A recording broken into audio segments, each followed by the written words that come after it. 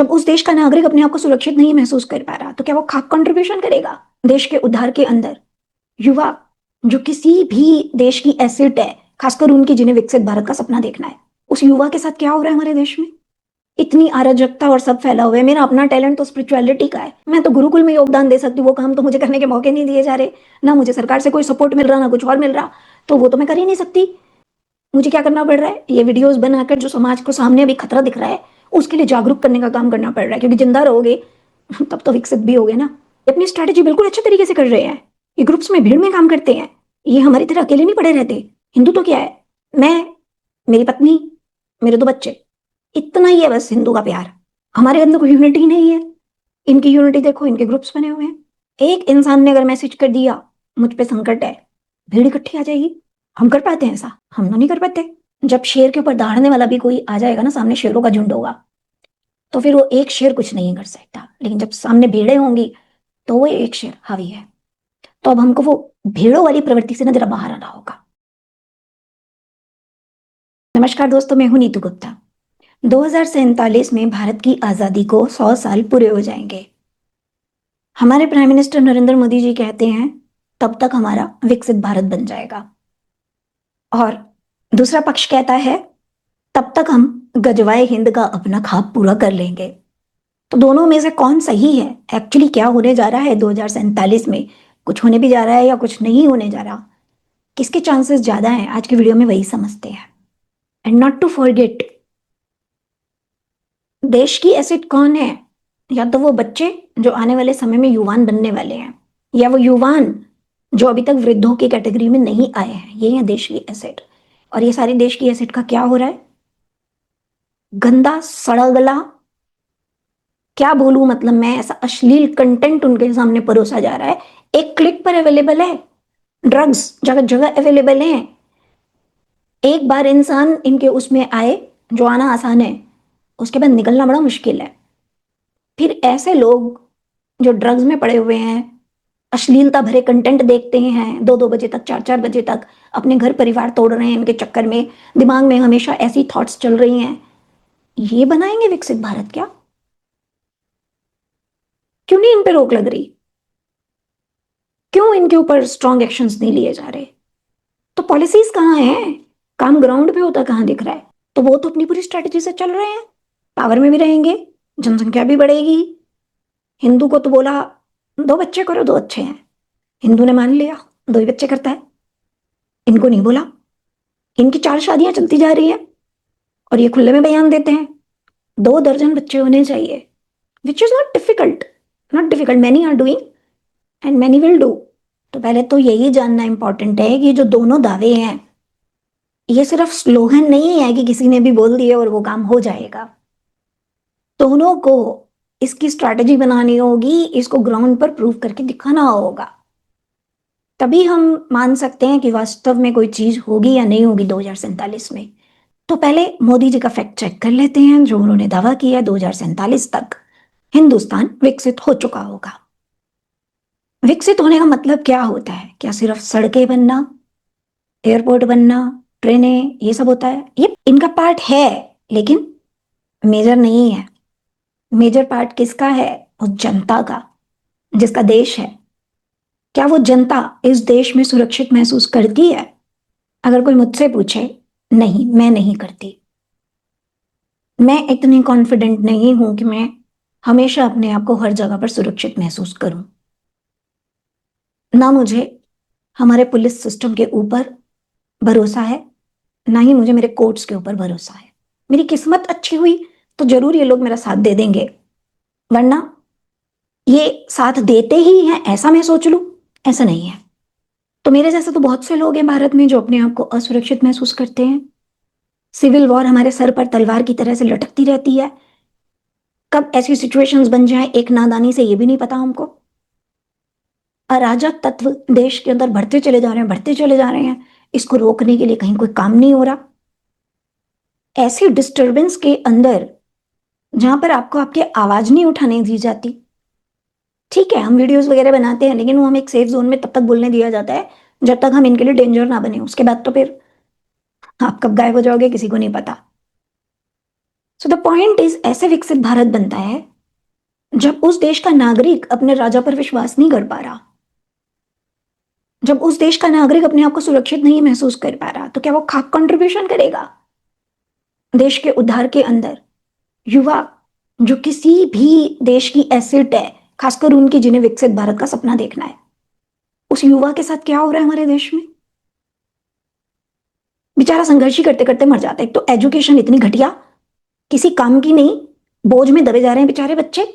पढ़ना पड़ता है, क्या करें, इस अंधों की रेस में कहीं स्टैंड होना है तो इनके प्रोसेस से गुजरना पड़ेगा। That is the problem.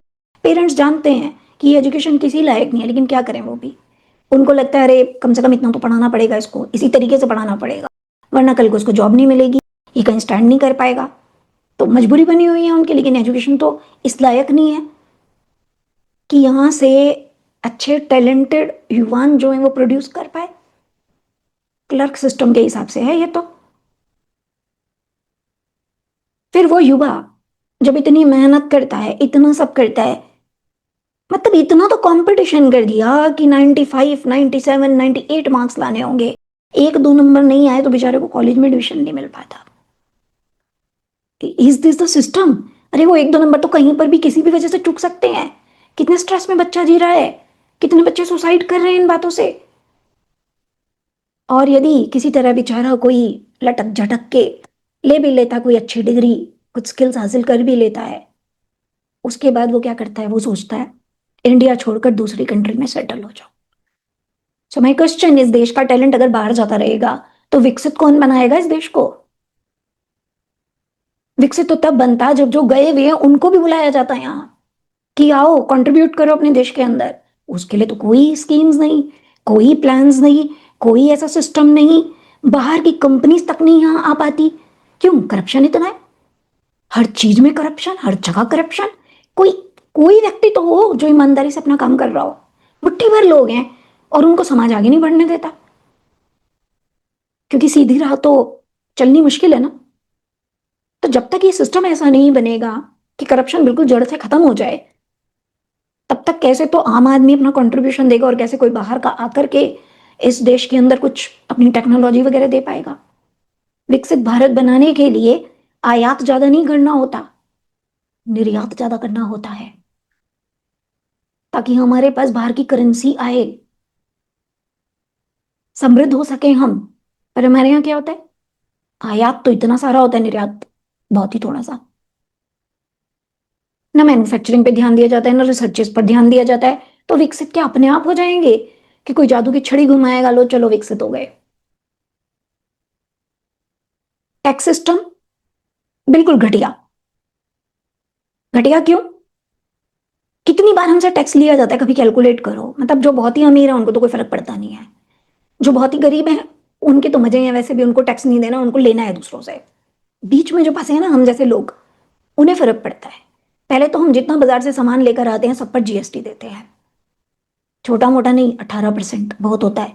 इसको हम कभी टैक्स नहीं काउंट करते, लेकिन एक टैक्स ही है हमारा। हम सोचते हैं जो आमदनी में से डायरेक्ट दिया वही टैक्स है, नहीं, ये भी टैक्स है जो हर रोज दे रहे हो। फिर इसके बाद अभी तो चलो स्केल थोड़ा बढ़ा दिया, नहीं तो पहले तो बड़ा मुश्किल होता था आदमी घर चलाए या उसमें से पैसे बचाए और उस पर टैक्स दे सरकार को। फिर उसके ऊपर भी आपको टैक्स देना है जो आपके पास आमदनी हुई। आमदनी में से खर्चे वर्चे नहीं काटे जाएंगे कि आपके खर्चे कितने हो रहे हैं। इंसान बची हुई इनकम में से ही तो टैक्स देगा या कमाई में से देगा, उसके खर्चे भी तो होते हैं। But that is not calculated anywhere. गलती से कुछ बच गया अगर, और इंसान सोचे चलो इसको कहीं इन्वेस्ट कर दूं शेयर वेयर में, कहीं पर मेरी इनकम थोड़ी मल्टीप्लाई ही हो जाए, उस पर भी टैक्स दो। सजा हो गई जैसे, मतलब। तो जब एक व्यक्ति इतने बर्डन में, तो इतने स्ट्रेस में काम कर रहा है, वो विकसित भारत बना पाएगा? इतनी अराजकता और सब फैला हुआ है। मेरा अपना टैलेंट तो स्पिरिचुअलिटी का है, मैं तो गुरुकुल में योगदान दे सकती हूँ, वो काम तो मुझे करने के मौके नहीं दिए जा रहे, ना मुझे सरकार से कोई सपोर्ट मिल रहा, ना कुछ और मिल रहा, तो वो तो मैं कर ही नहीं सकती। मुझे क्या करना पड़ रहा है, ये वीडियोस बनाकर जो समाज को सामने अभी खतरा दिख रहा है उसके लिए जागरूक करने का काम करना पड़ रहा है, क्योंकि जिंदा रहोगे तब तो विकसित भी होगे ना। जब जान पर ही खतरा बना हुआ है तो बाकी तो चीजें फिर छोड़ ही दो। तो क्या कोई ऐसा मोदी जी की साइड से सपोर्ट आ रहा है? हमें तो नहीं आ रहा। मैं भी एक मिडिल क्लास पर्सन हूँ, बस फर्क इतना है झुग्गी झोपड़ियों में नहीं रहती। तो क्या मेरे लिए जब मैं झुग्गी झोपड़ियों में जाके रहूंगी तभी ध्यान दिया जाएगा? मैं भी संघर्ष करती हूँ जीवन में हर वक्त, पर मेरे को तो कोई बेनिफिट नहीं मिलते। मुझे तो मान लिया, हाँ तुम तो भाई अपर क्लास में आ जाते हो, तो तुम्हारे लिए कुछ नहीं है हमारे पास, तुम्हें सिर्फ टैक्स देना है मुझे। This is not how a citizen can contribute his best. No one can. जब जिंदगी अच्छी होगी, जब हमारा लाइफ स्टाइल अच्छा होगा, रोजमर्रा की जरूरतों के लिए हमें संघर्ष नहीं करना पड़ेगा, पॉल्यूशन इत्यादि, पॉपुलेशन, इन सब से जब हम बचेंगे। अभी तो क्या है, कभी लाइट नहीं आ रही, पानी कितनों को तो मिलता नहीं, और जो मिलता है वो भी किस क्वालिटी का मिलता है। खाना पीना अपना देख लो, वो इस लायक नहीं है कि आपको कुछ न्यूट्रिशन दे। जो अच्छी चीजें होती हैं वो तो बाहर भेज दी जाती हैं दूसरों के लिए, और जो यहाँ वाले हैं उनको तो कीड़े मकोड़े ही समझा जाता है। ऐसे होंगे हम विकसित क्या? देखिए, विकास क्या है? एक्सपेंशन। एक्सपेंशन तब करोगे ना जब सर्वाइवल तो पहले ठीक से हो जाए। पहले जब पहले बेसिक नीड्स, बेसिक जरूरतें, बेसिक सुरक्षा इत्यादि जो हमको चाहिए, पहले वो तो मिल जाए। फिर तो हम सोचेंगे चलो भाई अब देश में कंट्रीब्यूट करते हैं। मोदी जी बात करते हैं स्वदेशी, तो स्वदेशी के लिए किया क्या आपने?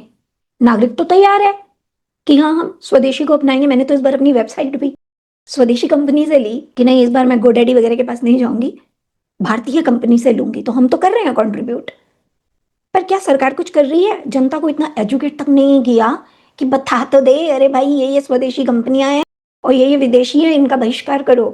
वो तक नहीं किया।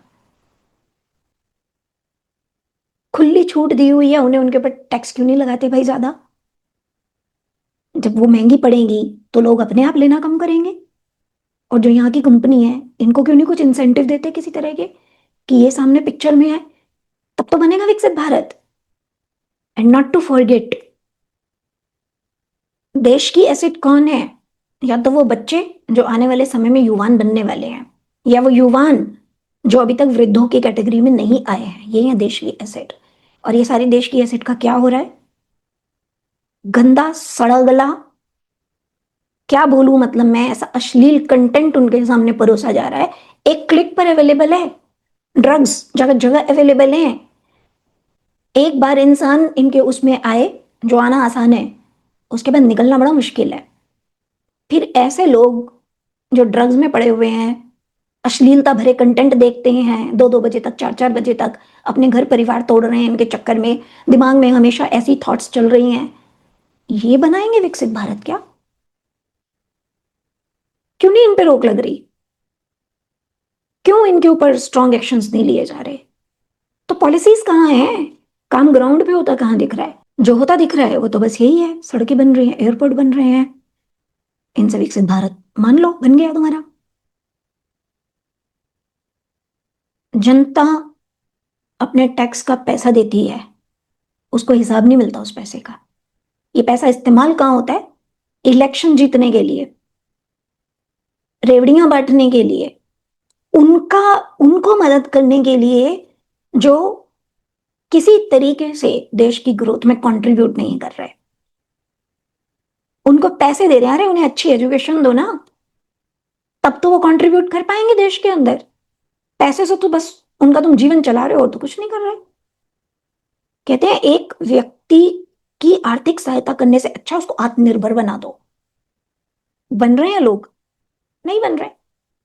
बाहर की कंट्रीज के अंदर जो वास्तव में विकसित हैं, वो स्कूलिंग जो है फ्री रखती हैं बच्चों के लिए। उसके बाद आगे जाकर हायर क्लासेस में, और जब बच्चा यूनिवर्सिटी वगैरह में जाता है, तब वो फीस लेते हैं उससे। वो भी वो अपने बच्चों से कम लेते हैं, बाहर वालों से ज्यादा लेते हैं। हमारे यहाँ ऐसा है कुछ? बेचारे पेरेंट्स बच्चों की फीस देते देते मर जाते हैं। एजुकेशन घटिया, लेकिन फीस इतनी ज्यादा। क्यों नहीं फ्री करते? फ्री करेंगे तो जो जो एक समाज का वो वाला हिस्सा है जो आगे नहीं बढ़ पा रहा, उसको भी मौका मिलेगा। कम से कम हर बच्चे का शिक्षा पर अधिकार है। उसको शिक्षा दोगे तब तो वो उस कंपटीशन में कहीं एग्जिस्ट कर पाएगा, तब तो वो आगे जाके देश की एसेट बनेगा, और तब वो विकसित भारत के सपने को भी पूरा कर पाएगा। तो फैक्टर तो बहुत सारे हैं, मैं तो कुछ ही इंक्लूड कर सकती थी वीडियो में, जो मेरे सामने आए मैंने कर दिए। ताकि आप कमेंट करके बताइए और कौन कौन से फैक्टर आपको दिखते हैं। तो मोदी जी का तो हो गया हमारा फैक्ट चेक कि स्लोगन में क्या है और रियलिटी में क्या है। इस हिसाब से तो 2047 तक विकसित भारत तो नहीं बनने का भूल जाओ। अब दूसरी जगह आ जाते हैं, गजवाए हिंद। इनकी भी जरा तैयारी देख लेते हैं, ये कितनी स्ट्रेटेजी से चल रहे हैं, इनके कितने चांसेस हैं कि ये अपने गोल को अचीव कर लेंगे। तो बहुत अच्छी स्ट्रेटेजी से चल रहे हैं लोग। इन्होंने तो अपनी स्ट्रेटेजी जब देश के दो टुकड़े किए थे 1947 वहीं पर तय कर ली थी। विभाजन कर दिया, मुस्लिमों ने वोट भी डाल दिया उनको, लेकिन रह गए यहीं पे। तो उनकी स्ट्रेटेजी का ही तो हिस्सा था कि चलो वहां रहो, वहां पर भी आबादी बढ़ाओ, भड़काओ, सब कुछ करो, फिर एक समय आएगा तब गजवाए हिंद का सपना पूरा करेंगे जो अभी अधूरा रह गया। उन्होंने तो और भी स्ट्रेटेजीज की, कभी यहाँ टेररिज्म करा रहे हैं, कभी यहाँ पे इन्फिल्ट्रेशन करा रहे हैं। तो इन्फिल्ट्रेशन भी ज्यादातर किसका होता है? मुस्लिम का। फिर एक नहीं चार शादी करो, सरकारों को भी अपने कब्जे में ले लिया। सरकारें भी वही करती हैं जो ये कहते हैं, जो ये चाहते हैं। कभी वक्फ बिल बोर्ड पास करती है सरकार, इनके लिए बना कर देती है। हिंदुओं को नहीं देती ऐसा कुछ, पर इनके लिए बनाती है। फिर हिंदुओं के मंदिरों पर हिंदुओं का कभी कब्जा ना हो पाए वो पूरा मेक श्योर करती है सरकार। कानून की किताब में घटिया लॉ भी चले जाते हैं तो वो निकलते नहीं है जल्दी से। सेकुलरिज्म ऐड कर देती है उसके अंदर। मतलब हिंदुओं के सारे अधिकार मारो और इनको देते जाओ, इनको आगे बढ़ाते जाओ। तो वो तो अपनी पूरी स्ट्रेटेजी से चल रहे हैं, पावर में भी रहेंगे, जनसंख्या भी बढ़ेगी। हिंदू को तो बोला दो बच्चे करो, दो अच्छे हैं, हिंदू ने मान लिया, दो ही बच्चे करता है। इनको नहीं बोला, इनकी चार शादियां चलती जा रही हैं और ये खुले में बयान देते हैं 2 दर्जन बच्चे होने चाहिए, which is not difficult. Not difficult, many are doing and many will do. भाई, चार शादियां आप करेंगे, अगर एक ने भी 6 दिए तो 24 तो हो गए ना।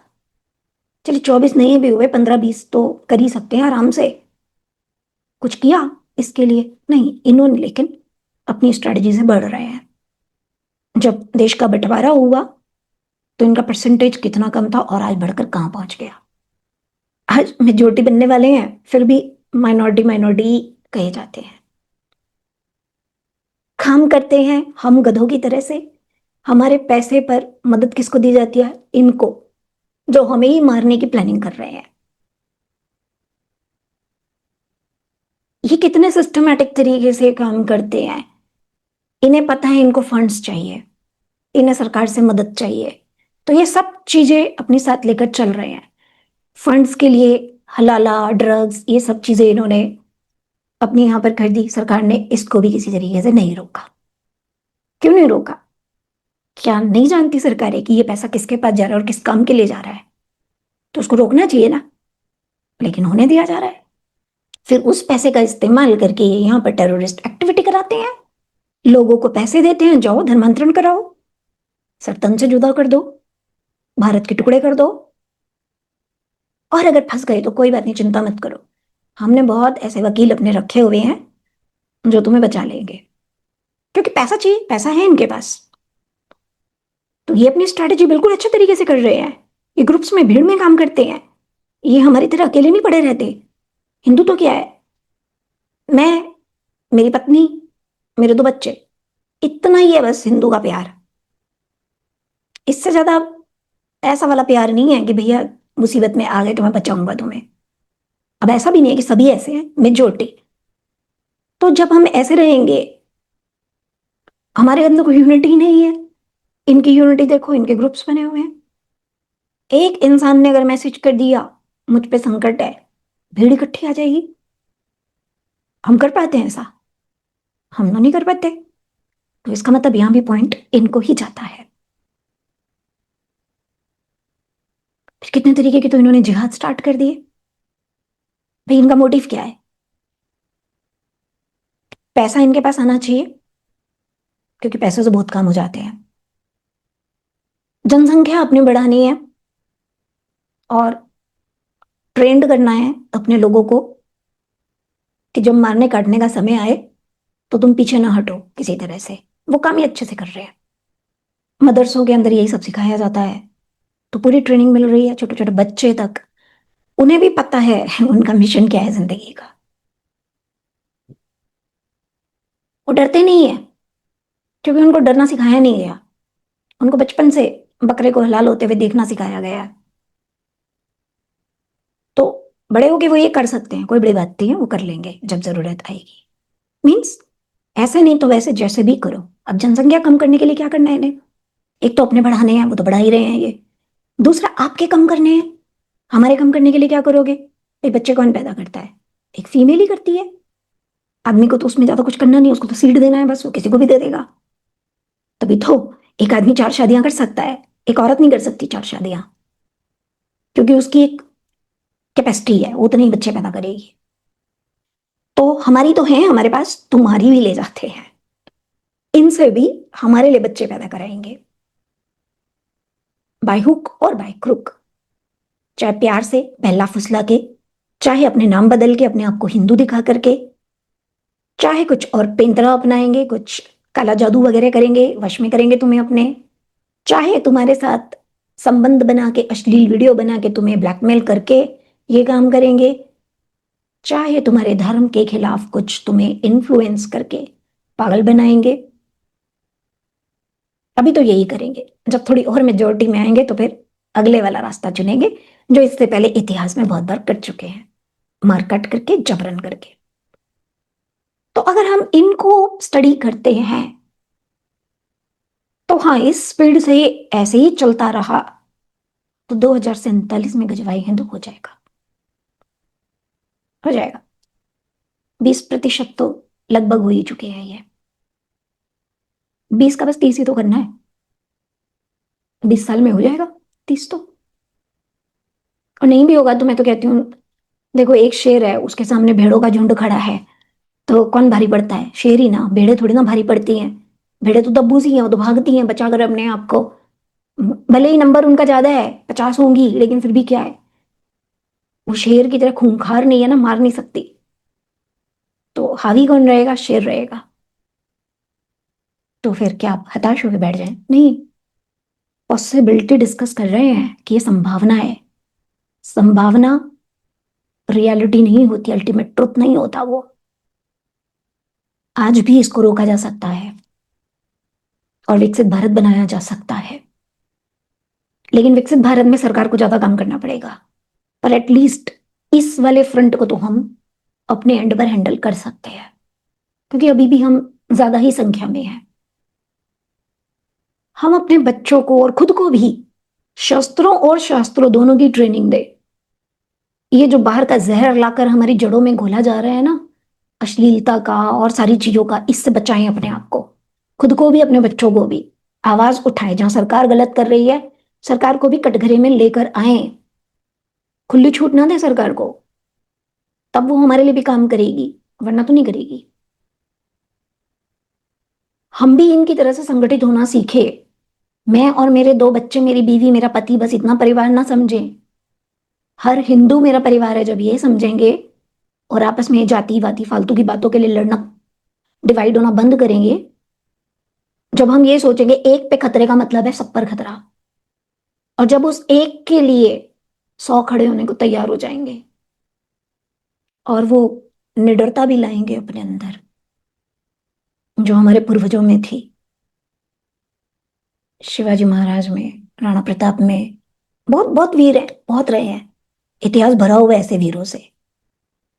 जब वो निडरता अपने अंदर लाएंगे ना, जो, देखिए पहले तो वो कैसे आती है, एक माइंड लेवल पे खुद को तैयार करना होता है।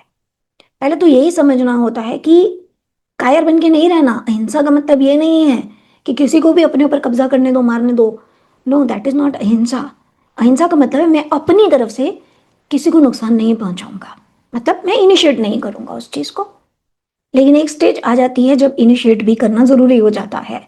जब पानी सर से ऊपर जाने लगता है तो फिर एक्शन लेना जरूर हो जाता है। बट ये काम सरकारों को करना चाहिए, ये आम आदमी करेगा तो फिर सिविल वॉर हो जाएगी, कितनी देर लगेगी। पर आम आदमी को चाहिए संगठित होना स्टार्ट करे, अपने पैसे को अपनी एसेट बनाए। मैं तो एक वैश्य फैमिली से हूँ, तो हमारे यहाँ तो ये सिस्टम है कि आप अपनी अर्निंग का 10%, कोई 5 भी रख देता, कोई कम भी रख देता, लेकिन हम उसको डोनेशन के लिए, अच्छे कामों के लिए अलग निकालते हैं। यदि हम इसी पैसे को इकट्ठा करें, एक ऐसा कोई बड़ा फंड बनाएं जहां से हम हमारे लोगों की भी मदद कर सके, जहां हम उनको फ्री एजुकेशन दे सके, फ्री ट्रेनिंग दे सके, अपने धर्म का प्रचार कर सके, और जो लोग मैं और मेरे जैसे खड़े हो रहे हैं समाज के लिए, आसान नहीं होता। मुझे भी इतने घटिया घटिया कमेंट आते हैं, तो मुझे भी वो बात तो समझ आ गई है कि तुम्हें इनसे ऊपर उठना है, क्योंकि ये तुम्हें हर जगह से रोकना चाहेंगे। तुम रुक जाओगे तो तुम हार गए। तो ऐसे लोगों को हम सपोर्ट करें, उनकी आवाज में आवाज मिलाएं, तब जाकर के इन्हें किसी स्टेज पर समझ आएगा इन्हें भी हमसे खतरा है। जब शेर के ऊपर दहाड़ने वाला भी कोई आ जाएगा ना, सामने शेरों का झुंड होगा, तो फिर वो एक शेर कुछ नहीं कर सकता, लेकिन जब सामने भेड़ें होंगी तो वो एक शेर हावी है। तो अब हमको वो भेड़ों वाली प्रवृत्ति से ना जरा बाहर आना होगा। मैं ये नहीं कह रही जाके हिंसा करो, मतलब प्रिपरेशन करो अपनी, बस शस्त्रों की ट्रेनिंग लो, मेंटली अपने आप को प्रिपेयर करो। हमें कायर नहीं बनना। कुछ भी हो, हमारी बेटियां वहां नहीं जानी चाहिए, उन्हें हमें समझ देनी है, शिक्षा देनी है। घर में ऐसा खुला माहौल बनाना है जिसमें हमारा बच्चा हमसे अपनी बातें डिस्कस कर सके, बजाय इसके कि कोई बाहर उसको आकर के बहलाए फुसलाए। हमें खुद को उसके अंदर इतना कॉन्फिडेंस डेवलप करना है कि हमारा बच्चा हमसे डरे नहीं, हमें आके बताए। और कोई भी समस्या है, हमें बच्चे के साथ खड़ा होना है। और किसी ने अगर बहला फुसला के ऐसा काम करा भी लिया, तो अपने बच्चे को एक्सेप्ट करो जब उसको समझ आ जाए। ये भी एक बड़ी हमारी कुरीति है हमारे समाज की। ईगो में आ जाते हैं। एक मूवी है कन्वर्जन, यूट्यूब पर, उसमें भी यही दिखाया है कि वो फादर पहले तो बहुत प्यार करता था अपनी बेटी से, लेकिन वो ऐसे मुस्लिम से शादी कर लेती है। उसके बाद वो बेचारी बहुत तकलीफ में होती है, किसी तरह बच के भाग कर आती है, तो वो उसको एक्सेप्ट करने से मना कर देता है। फिर उसको बाकी लोग समझाते हैं, फिर वो उसको वापस से उसको एक्सेप्ट करता है अपने उसमें। तो ये सोच हमको हमारी बदलनी पड़ेगी। भाई ये बात मानो, बच्चे बच्चे तो बच्चे हैं। बड़े गलती कर बैठते तो बच्चे नहीं कर सकते क्या? पहले तो हमें देखना वो गलती करें ही नहीं। पर किसी स्टेज पर अगर ऐसी कोई नौबत आ भी गई, ऐसा कुछ हो भी गया, तो बच्चे हैं, माफ करना भी तो सीखोगे। हमारे ही तो बच्चे हैं, क्या फेंक देंगे उन्हें? ईगो में आ जाएंगे, नहीं तुमने तो मेरी बात नहीं मानी। इनसे ऊपर उठना पड़ेगा। दुश्मन को अगर जीतना होता है तो पहले अपनी कमजोरियों को जानो, उन्हें दूर करो, और दुश्मन की कमजोरी भी जानो। वो क्या है? दुश्मन की कमजोरी है हम बटे हुए हैं, इसीलिए उसके सारे अटैक हमको बांटने पर होते हैं। अनफॉर्चुनेटली हिंदू नहीं समझ रहे। मैं जातियों पर वीडियो बना रही हूँ, मेरा पर्पस होता है एकजुट करना, पर वहां पर घृणा भरे कमेंट ज्यादा आते हैं कि तुम समझती क्या हो अपने आप को, मतलब आई डोंट अंडरस्टैंड। क्यों नहीं खुली सोच रख सकते हम? आपस में लड़ोगे तो लड़ते रहो, फिर इंतजार करो बस। 20 साल भी नहीं लगने, 10 साल में हो जाएगा। तो चलिए, विचार कीजिए, कमेंट करके बताइए आपका इस बारे में क्या सोचना है। और आपको क्या लगता है, क्या समाधान इसके हम और कर सकते हैं? कैसे हम इस देश को, इस संस्कृति को, हमारे आने वाले भविष्य को, हमारी नई जनरेशन को और खुद को भी बचा सकते हैं? क्योंकि सोते रहेंगे ना, तो फिर कुछ नहीं होने का। मुझे ना बड़ी तकलीफ होती है जब मैं देखती हूँ मेरी सोसाइटी में, बाकियों में, मतलब क्रिसमस मनाने का भी टाइम है, गैदरिंग हो जाती है, न्यू ईयर की भी गैदरिंग हो जाती है, सारे फेस्टिवल की गैदरिंग हो जाती है। अरे उस गैदरिंग का कोई पर्पस तो निकालो। वहां पर सिर्फ सेंटा क्लॉज बना के डांस थोड़ी करना होता है। डिस्कस तो करो, समस्याएं क्या हैं देश की। जब लोग एकजुट हुए ही हैं तो उसको कुछ प्रोडक्टिव तो बनाओ उस गैदरिंग को। इसका मतलब ये नहीं है एंजॉय मत करो, एंजॉय करो, लेकिन जब खतरा सर पे खड़ा है, डूब रहे हो पानी के अंदर, तो एंजॉयमेंट सूझेगा या बचाव सूझेगा? या फिर आखिरी समय का इंतजार कर रहे हैं सब कि जब बिल्कुल ही कुछ नहीं बचेगा तब बचाऊंगा अपने आप को? तब बचाओगे नहीं, तब बचाने लायक कुछ बचेगा ही नहीं। इस पोजीशन में ही नहीं होगे कि बचा पाओ। जो कर सकते हो आज ही कर सकते हो, कल समय नहीं देगा ये। मैं तो बहुत बार ये बात बोलती हूँ, ये जो हमारा समय है ना, ये समय समझ लो कि जो पांडवों का वनवास और अज्ञातवास का समय था ना, वही है ये बस। युद्ध तो तय है। कुछ युद्ध ऐसे होते हैं जिन्हें हम नहीं भी लड़ना चाहे तो दूसरा लड़ने को मजबूर करता है। तो ये युद्ध वैसा ही है। हम भले ही सोच ले कि हिंसा ना हो, शांति हो जाए, दूसरा पहले से तय करके बैठा है, तो वो तो तुम्हें मजबूर करेगा ही करेगा, लड़ो। तो भगवान कृष्ण ने क्या समझाया था उन्हें कि इस पीरियड को तुम अपनी प्रिपरेशन के लिए इस्तेमाल करो, अपनी शक्तियां बटोरो। सबको एक एक काम दिया था ना कि जाओ तुम इस चीज में, यहां से ये चीज हासिल करो, तुम ये हासिल करो, क्योंकि इस युद्ध के अंदर तुम्हें इन सब की जरूरत पड़ने वाली है। तो बस हमारा भी वही प्रिपरेशन का ही समय है। हम इसको इग्नोर करके नहीं चल सकते। हमें भी जो जो कमियां हैं वो ठीक करनी पड़ेंगी। अपनी स्ट्रेंथ को हमें बढ़ाना पड़ेगा, तब जाकर आने वाले खतरे को हम खत्म कर सकते हैं। नमस्कार। वंदे मातरम।